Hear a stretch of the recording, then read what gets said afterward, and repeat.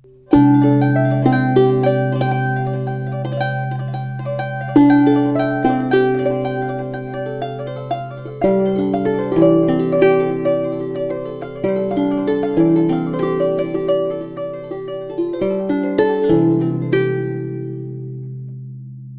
a historic land known to the west as Arakan, there existed a great and powerful Buddhist kingdom for many, many centuries. Obscured by history and politics, this remote, isolated, and little-known land is now becoming known and recognized.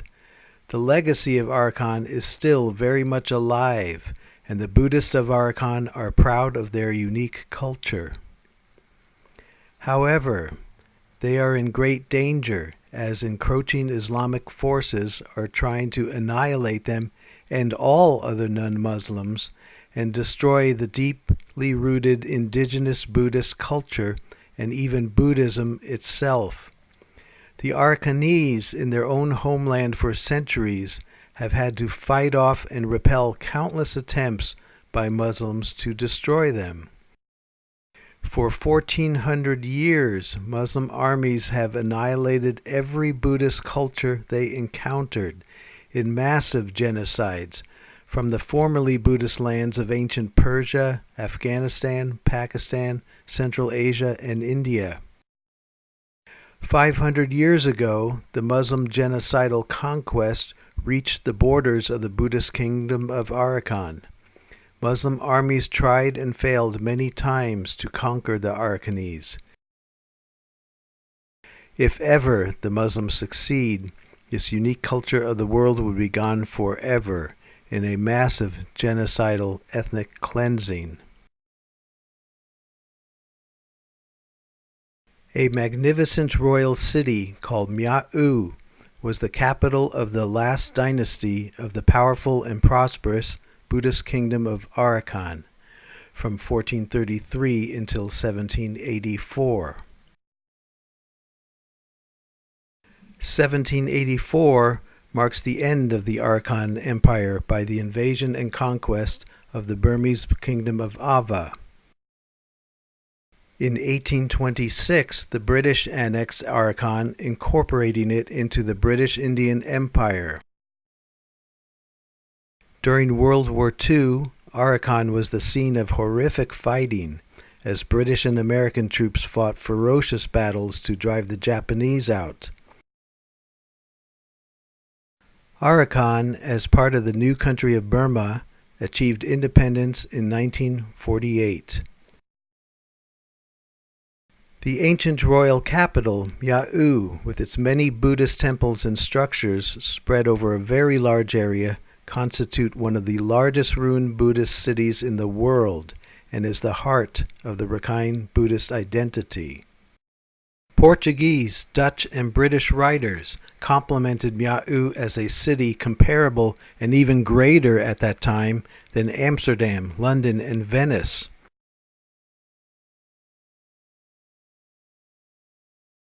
In 1639, the Portuguese Jesuit Father A. Farinha wrote, "Arakan is a second Venice.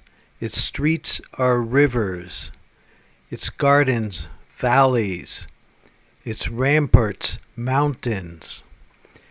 They have chosen for their city a site fortified by nature and impregnable by force of arms." In 1660, the Dutch traveler Gamier Schoorden wrote, "As we ascended sufficiently high up the mountain, we could descry the city of Arakan and the golden roofs of the palace, which shone magnificently in the rays of the sun. Here and there, both on the mountain and in the valleys, the eye fell upon many Buddhist pagodas, which made the view most enchanting.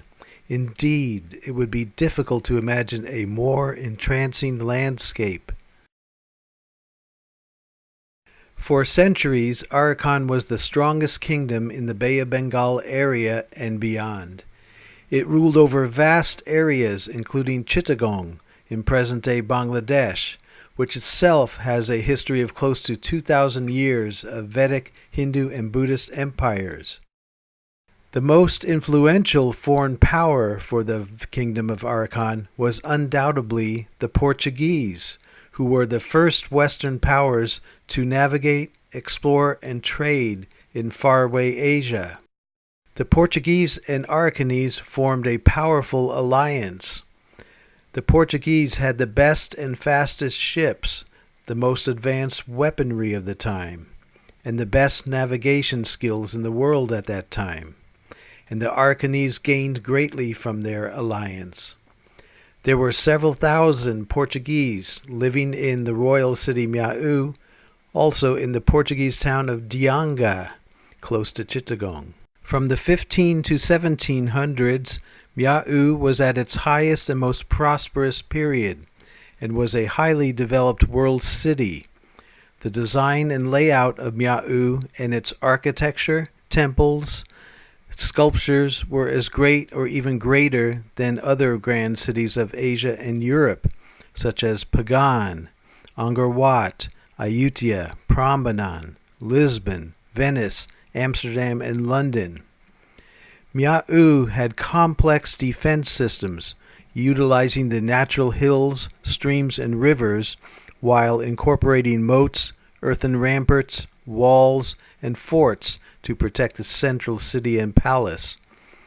The Arakanese ships were fast, their sailing techniques were skillful, and their weaponry was advanced, all due to Portuguese influence and the alliance they had with each other.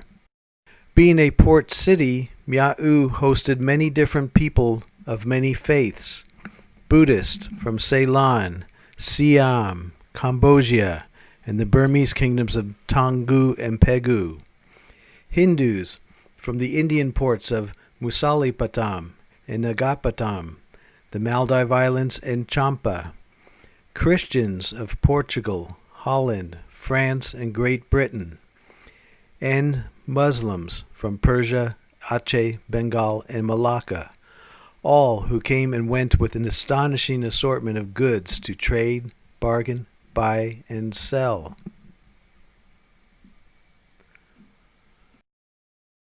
The Augustinian friar Sebastian Manrique, who lived in Arakan for 8 years in the early 1600s, described life in the capital of Mia'u. So numerous were the different classes of dress and language that the eyes were kept busy distinguishing the different nationalities by their apparel.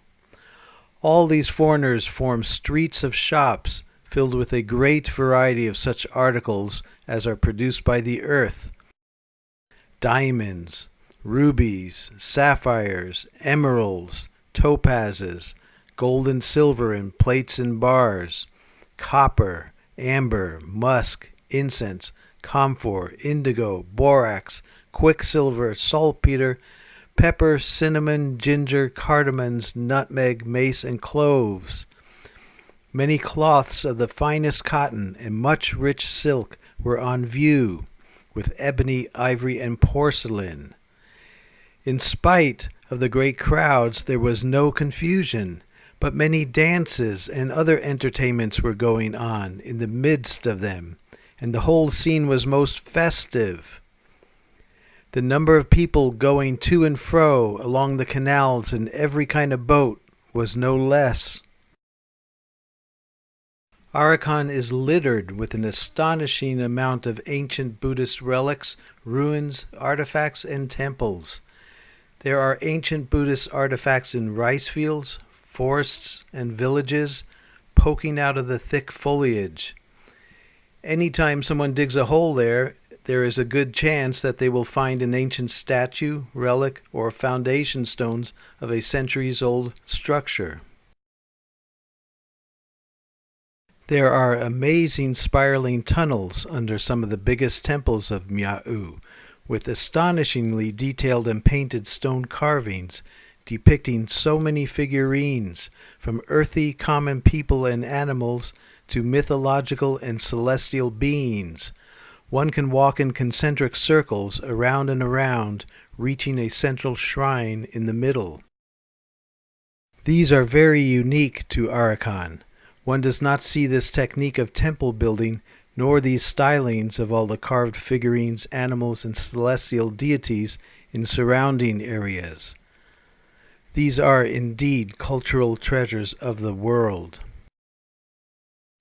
Also, very unique to Arakan are the Buddhist caves carved into the exposed rock cliffs. These caves are in Ponajan, an hour or two from Sitwe. This is in Paukta, several hours by very pleasant boat from Sitwe.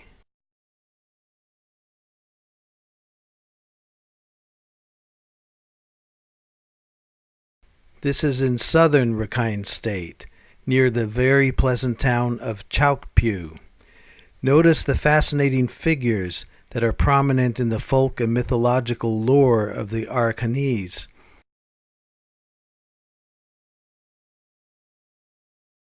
In northern Rakhine State, we have Xichang, close to Ratedong, with many folk-like figures on the outside and then mesmerizing colors and serenity inside the caves.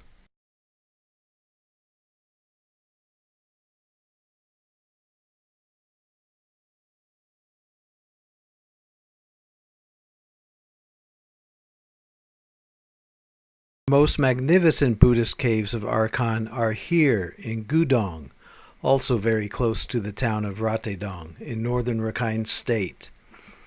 The mythological figures are a fascinating legend of a world culture that the world barely knows. All of these caves are very unique to Arakan and deserve to be recognized, saved, protected, and preserved. This site in Gudong and the previous site in Xichang are both in great danger of being destroyed forever. In 2012, thousands of Muslims marched over from nearby Muslim villages to the large Buddhist village of Gudong, which sits in front of these Buddhist caves. As the Muslim mobs started to attack and burn the village, every Buddhist man and boy had to run out and form a defensive line to protect the village and their sisters, daughters, mothers, and wives. The goal of the Muslims was to burn the entire village, kill or drive out all of the 1,500 villagers, and then they would have an orgy of destruction as they would break and destroy everything you have seen here.